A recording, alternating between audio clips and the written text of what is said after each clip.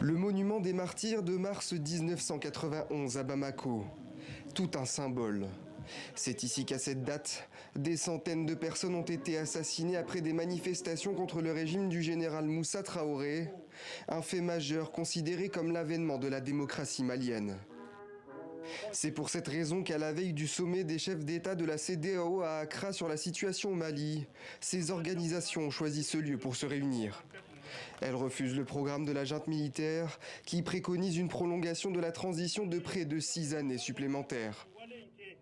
C'est vrai qu'il y a eu beaucoup d'erreurs dans la démocratie malienne, mais cela ne veut pas dire que ces acquis, ces valeurs et ces principes doivent, eux, être abandonnés à jamais. 5 ans, 6 ans de transition, nous disons non, parce que c'est beaucoup trop long et c'est quelque chose qui risque, dans la durée, de nous sortir définitivement de cette démocratie qui nous est pourtant très chère.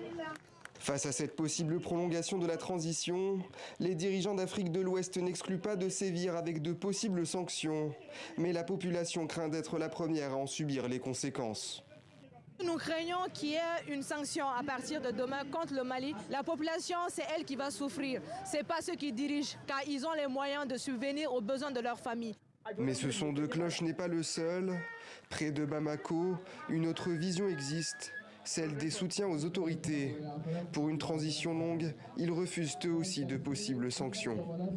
Nous invitons le président en exercice de la CEDEAO de prendre la bonne mesure de la crise dont le Mali fait face depuis 10 ans. Ces peuples méritent l'accompagnement aujourd'hui de la CEDEAO.